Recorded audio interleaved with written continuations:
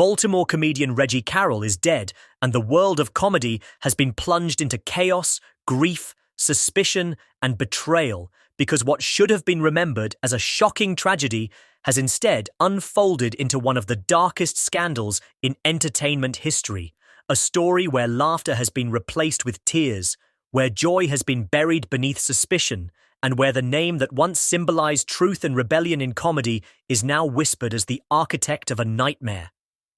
For on the evening of August 20th, 2025, inside a business property in South Haven, Mississippi, branded as Onyx Owl and tied directly to the merchandise empire of legendary comedian Carroll-Williams, the sound of gunfire shattered the night and left Baltimore's own Reggie Carroll lifeless at 52. His body sprawled across a floor that would soon be transformed from a place of business into the epicenter of one of the most disturbing entertainment conspiracies of the decade.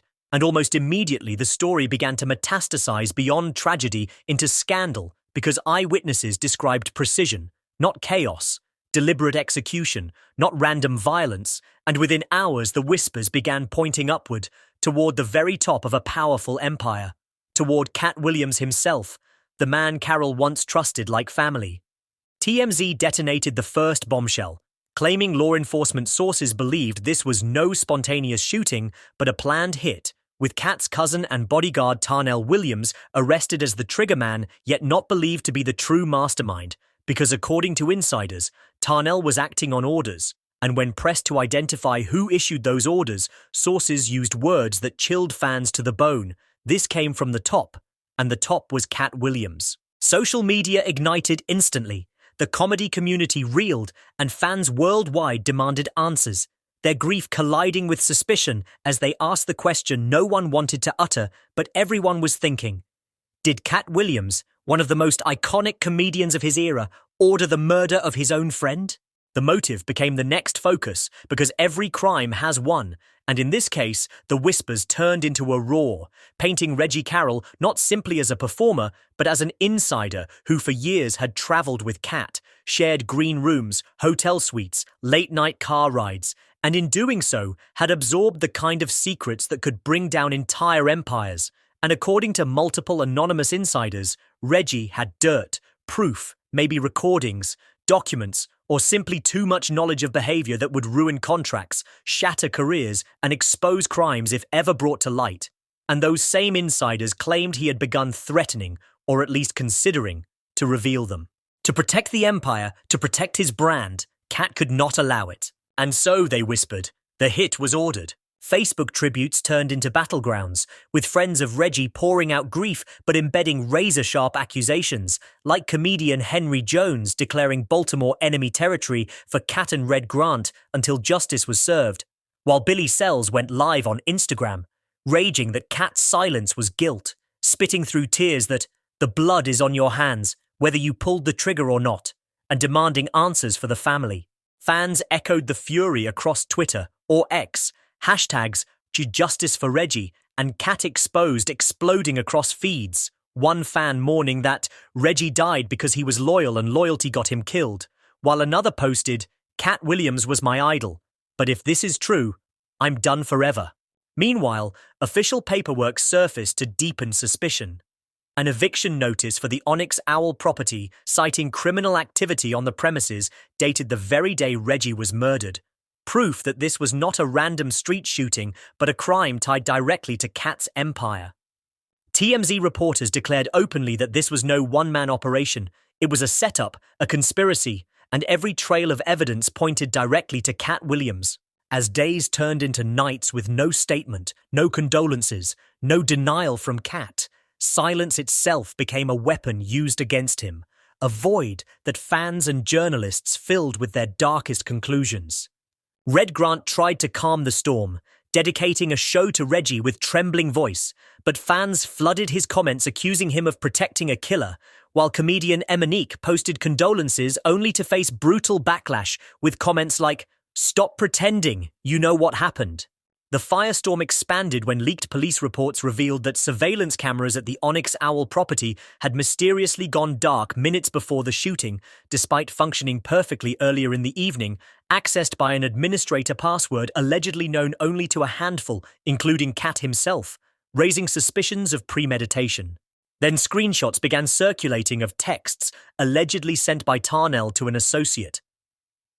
The storm did not calm after Reggie Carroll's funeral. In fact, it grew darker, wider, and more uncontrollable as the days went on, because what began as whispers in comedy clubs and angry Instagram lives had now escalated into a full-scale national scandal with news anchors, federal investigators, grieving family members, and outraged fans all converging on a single horrifying narrative.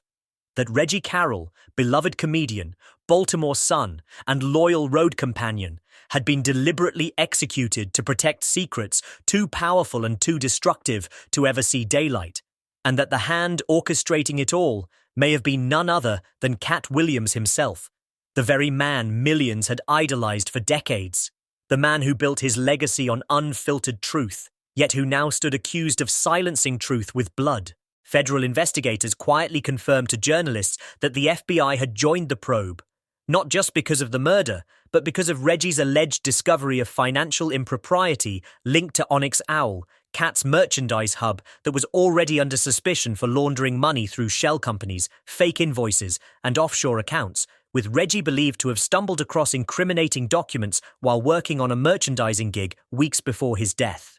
Whistleblowers claimed Reggie confided in a small circle that he was sitting on something heavy, something that could end careers, and that if anything happened to him, they should look at the boss. Screenshots from his cloud drive began leaking, half-finished notes about paper trails, false invoices, and overseas accounts, and when combined with the chilling unfinished draft found on his phone, "If I don't make it, Cat," the case began looking less like speculation and more like a map pointing directly at Cat himself. Public opinion hardened into fury.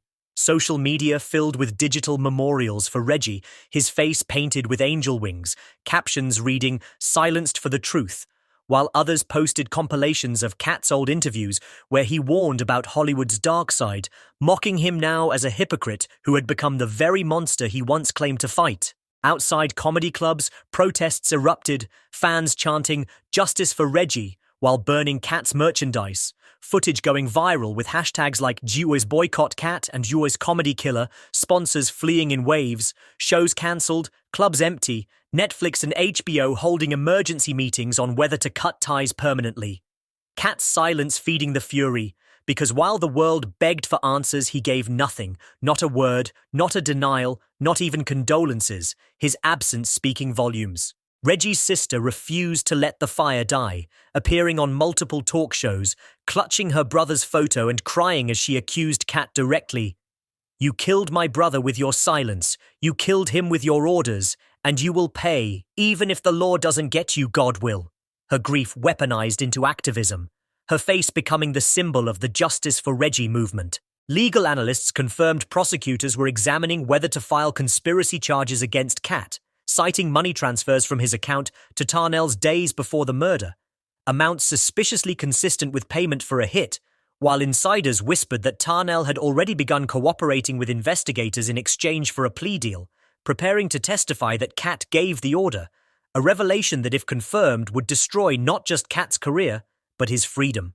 The comedy community split violently, with some like Billy Sells doubling down, crying nightly on live streams that Reggie's blood screams from the ground and the man who called him brother had him executed, while others tried to stay silent, terrified of being dragged into the scandal, their loyalty to Cat curdling into fear of association.